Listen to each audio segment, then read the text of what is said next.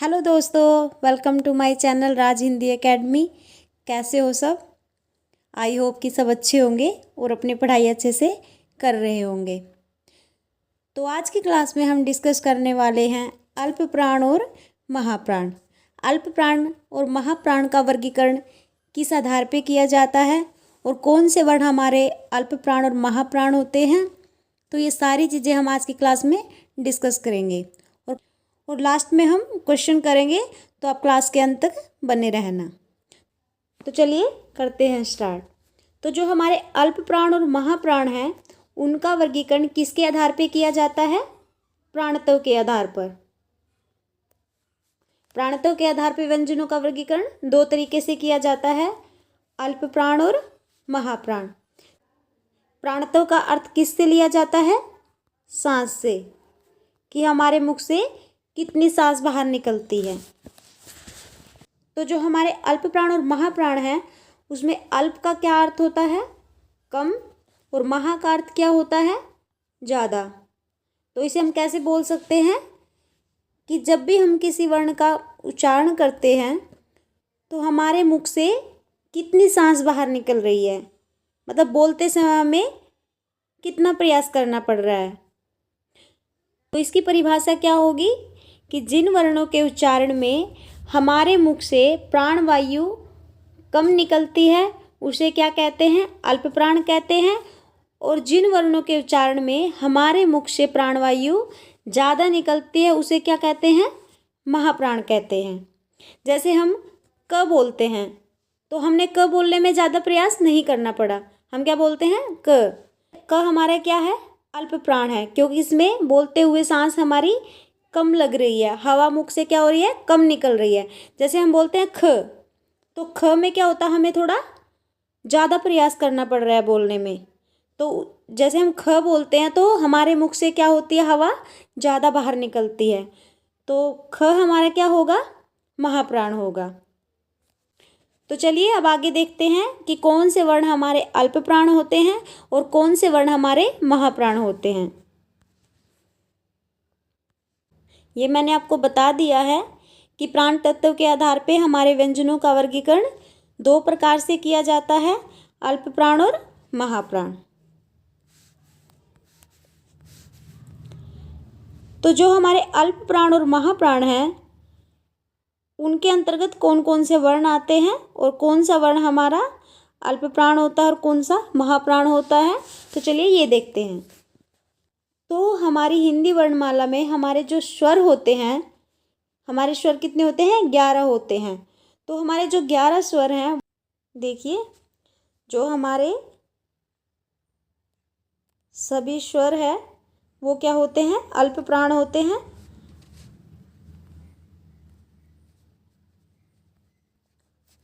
और जो हमारा अनुस्वार है वो भी क्या होता है? अल्प प्राण होता है। और जो हमारा विसर्ग है वो क्या होता है? महाप्राण होता है। ठीक है। और जो हमारे व्यंजन हैं उनमें क से लेके म तक जो हमारे स्पर्श व्यंजन होते हैं उनमें से प्रत्येक वर्ग का पहला, तीसरा और पांचवा वर्ण क्या होता है? अल्प प्राण होता है। और जो हमारे पास बाकी बच जाता है दूसरा और चौथा, वो क्या होता है? महाप्राण होता है। और जो हमारे अंतस्थ वर्ण हैं वो क्या होते हैं? अल्प प्राण होते हैं। और जो हमारे ऊष्म व्यंजन हैं वो क्या होते हैं? महाप्राण होते हैं। हमारे एक विद्वान हैं भोलानाथ तिवारी जी, उन्होंने ढ और ढ उसको क्या माना है? अल्प प्राण और महाप्राण माना है। आप इनको द्विगुण व्यंजन भी बोल सकते हो। ठीक है। जो हमारा ढ होता है वो क्या होता है? अल्प प्राण होता है। और जो हमारा ढ होता है वो क्या होता है? महाप्राण होता है। आ गया समझ में? तो चलिए अब आगे देखते हैं। और एक चीज़ और आप ध्यान रखना, जो मैंने आपको हमारे उसमें महाप्राण में बताया है, जो हमारे ऊष्म व्यंजन होते हैं, तो हमारे विद्वान जो भोलानाथ तिवारी जी हैं वो प्राणत्व की दृष्टि से इन पे विचार नहीं करते। तो आपसे क्वेश्चन पूछा जाता है कि किस विद्वान ने प्राणत्व की दृष्टि से ऊष्म व्यंजनों पर विचार नहीं किया? तो वो किसने नहीं किया? भोलानाथ तिवारी जी ने। ठीक है, इस चीज़ को आप ध्यान रखना। तो चलिए आगे देखते हैं। तो हमने जो अभी तक पढ़ा है एक बार हम उसको रिवाइज कर लेते हैं। तो हमने क्या देखा कि प्राणत्व की दृष्टि से हमारे व्यंजनों का वर्गीकरण दो तरीके से किया जाता है। एक होता है अल्प प्राण और एक होता है महाप्राण। तो जो हमारे सभी स्वर होते हैं वो क्या होते हैं? अल्प प्राण होते हैं। और जो हमारा अनुस्वार होता है वो भी क्या होता है? अल्प प्राण होता है। और जो हमारे स्पर्श व्यंजन होते हैं उनमें से प्रत्येक वर्ग का पहला, तीसरा और पांचवा व्यंजन क्या होता है? अल्प प्राण होता है। और जो हमारे अंत्यस्थ व्यंजन हैं वो भी क्या होते हैं? अल्प प्राण होते हैं। और जो हमारा ड है वो भी क्या होता है? अल्प प्राण होता है। तो मैंने आपको जो ये बताया है पहला, तीसरा और पांचवा, आप इसको 135 से भी याद रख सकते हो कि अल्प प्राण में 135 वर्ण होते हैं। आप इसको ऐसे भी याद रख सकते हो। सभी स्वर होते हैं, 135 वर्ण होते हैं, अंत्यस्थ होते हैं और ढ होता है और अनुस्वार होता है। ये आप चीज़ याद रखना। उसके बाद हमने आपको बताया कि जो हमारे महाप्राण वर्ण होते हैं वो कौन से होते हैं? जिनमें मुख से ज़्यादा सांस निकलती है या मुख से ज़्यादा हवा निकलती है या बोलते समय ज़्यादा प्रयास किया जाता है, तो उसे क्या कहते हैं? महाप्राण कहते हैं। तो उसमें क्या होता है? प्रत्येक वर्ग का दूसरा और चौथा वर्ण जो होता है वो महाप्राण होता है। और जो हमारा विसर्ग होता है वो भी क्या होता है? महाप्राण होता है। और जो हमारे ऊष्म व्यंजन हैं वो भी क्या होते हैं? महाप्राण होते हैं। और जो हमारा ढ होता है भोलानाथ तिवारी जी के अनुसार वो भी हमारा क्या होता है? महाप्राण होता है। आई होप कि आपको ये चीज़ें समझ आ गई होगी दोबारा से बताने में। तो चलिए अब इनसे हम क्वेश्चन करते हैं। मैंने आपको बोला था कि हम लास्ट में क्वेश्चन करेंगे, तो चलिए करते हैं अपने क्वेश्चन स्टार्ट। तो चलिए जो हमारा पहला क्वेश्चन है, निम्न में से कौन से वर्ण अल्प प्राण होते हैं? तो आपको बताना है इनमें से जो आपको दिया हुआ है इनमें से आपको अल्प प्राण बताना है। तो चलिए बताइए।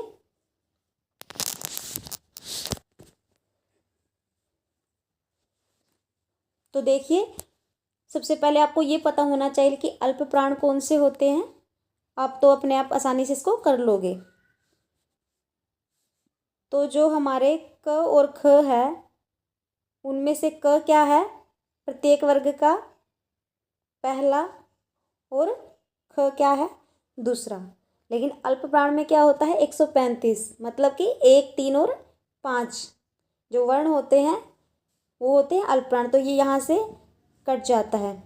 उसके बाद जो हमारे त, थ, ध, तो जो हमारा त है वो क्या है? प्रत्येक वर्ग का पहला वर्ण है।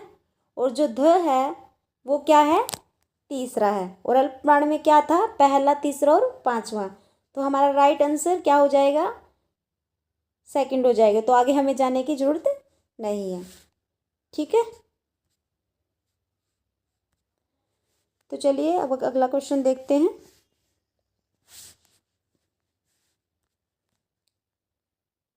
निम्न में से कौन से वर्ण महाप्राण होते हैं? तो आपको इसमें महाप्राण बताना है। अगर आप अल्प प्राण और महाप्राण में से एक को याद रख लेते हो तब भी आप आसानी से इसको कर सकते हो। तो महाप्राण हमारे कौन से हैं? दूसरा और चौथा वर्ण, ऊष्म वर्ण और ढ और विसर्ग। तो देखिए, एक मिनट, ये यहाँ से आप कट कर दीजिए, ये टाइपिंग एरर हो गया यहाँ पे।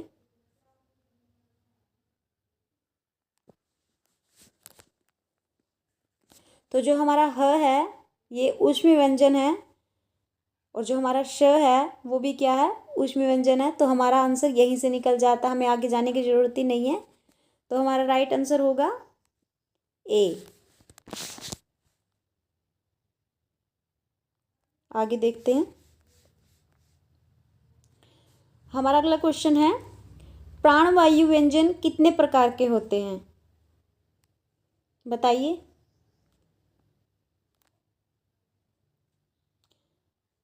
तो देखिए, प्राणवायु व्यंजन हमारे कितने प्रकार के होते हैं, 2 प्रकार के। कौन से होते हैं, अल्प प्राण और महाप्राण। ये आपसे पूछा गया क्वेश्चन है, ठीक है, ये आपका PYQ है। ये आपसे पूछा हुआ है कि कौन से व्यंजन प्राणवायु व्यंजन है, अल्प प्राण और महाप्राण। अगला क्वेश्चन देखते हैं, निम्न में से कौन सा वर्ण घोष और कौन सा वर्ण महाप्राण है। आपको इसमें घोष भी बताना है और महाप्राण भी बताना है। कौन सा वर्ण घोष भी है और महाप्राण भी है, बताइए।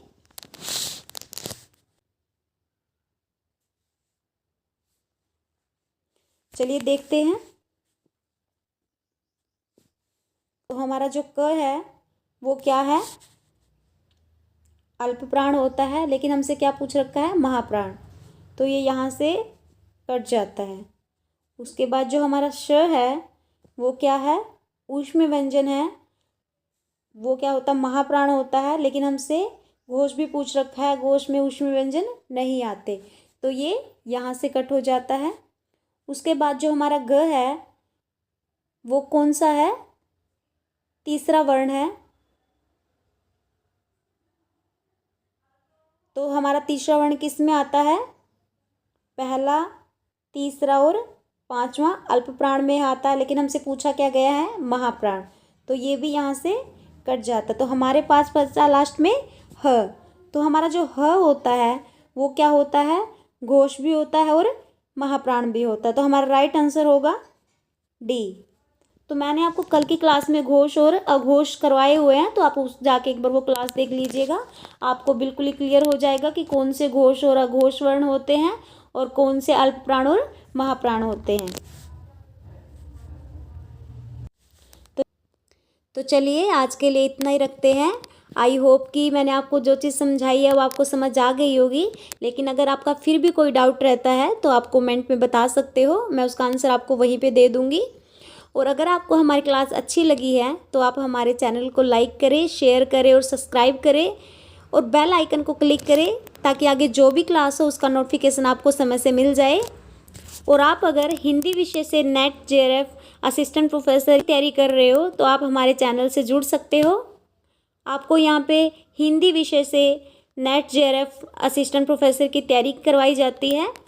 और आप हमारे टेलीग्राम चैनल से भी जुड़ सकते हो, वहाँ पे आपको क्लास के सारे लिंक भेज दिए जाते हैं और वहाँ पे क्विज भी कराई जाती है, तो आप वहाँ से अपनी तैयारी को बेहतर कर सकते हो। आप हमारी क्लास में अभी तक बने रहे, इसके लिए थैंक यू सो मच। तो चलिए ठीक है, मिलते हैं अगली क्लास में। धन्यवाद।